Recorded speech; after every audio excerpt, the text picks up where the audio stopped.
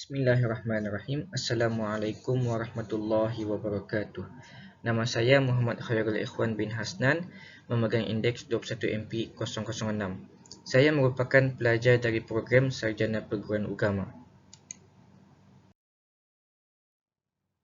Pada hari ini saya akan membuat resensi satu tajuk dari sebuah buku yang bernama The 48 Laws of Power by Robert Greene dengan tajuk iaitu Control the Options. Sinopsis dari tajuk ini adalah cara yang terbaik untuk membuat helah atau menipu ialah dengan memberi seorang itu pilihan. Orang yang memilih mungkin akan merasa dirinya mempunyai kuasa atas pilihan yang diberikan. Hakikatnya mereka hanyalah sebagai boneka, kerana si pembuat pilihanlah yang sudah menentukan dengan memberi pilihan yang boleh membawa manfaat kepada dirinya sendiri. Ianya seperti memaksa orang untuk memilih di antara dua pilihan yang kurang baik, di mana pilihan-pilihan itu hanya mendatangkan kebaikan pada diri kita sendiri sahaja. Tajuk Control the Options menjelaskan tentang bagaimana kita sendiri dapat mengawal pilihan orang lain. Oleh itu, dalam tajuk ini terdapat 7 cara untuk kita mengendalikan pilihan.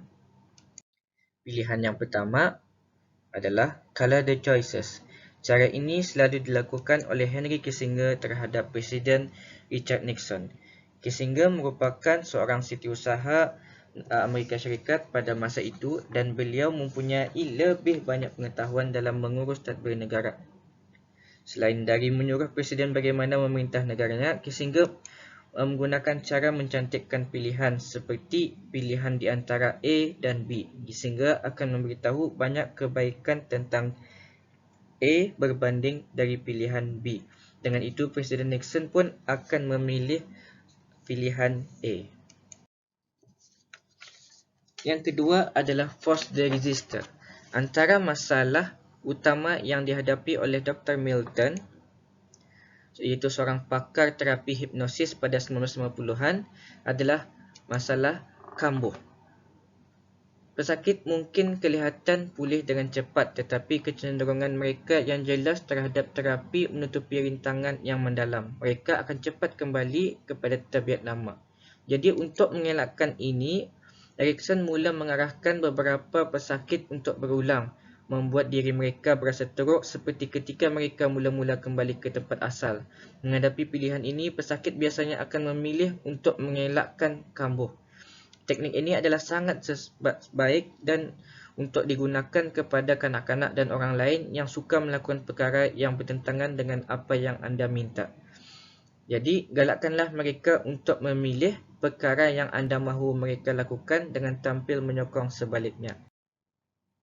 Yang ketiga adalah alter the playing field, menyifatkan tentang pengawalan pilihan dari awal lagi. Ini telah dilakukan oleh John D. Rockefeller. Ia adalah seorang hartawan yang ingin membuat perniagaan minyak, tetapi ia risau orang enggan menjualkan kepada hartawan sepertinya.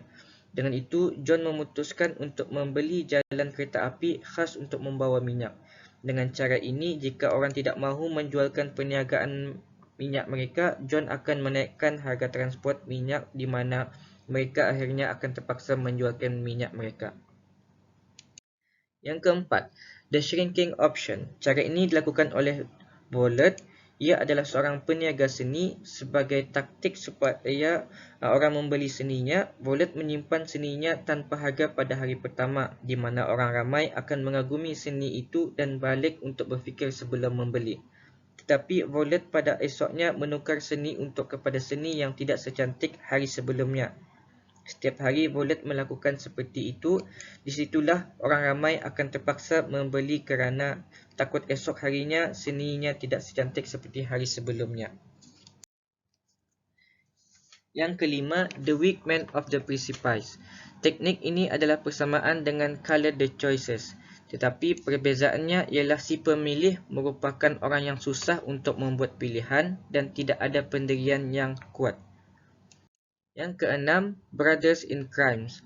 Teknik ini melibatkan tali persahabatan atau persaudaraan, di mana si pemilih terpaksa memilih untuk kebaikan sahabat atau saudaranya.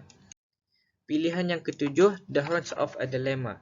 Seperti yang dijadikan terjadi pada Jeneral William Sherman ketika Perang Saudara terjadi di Amerika Georgia, di mana tenteranya yang melawan Georgia tidak akan tahu dari sudut mana tentera William Sherman akan menyerang mereka.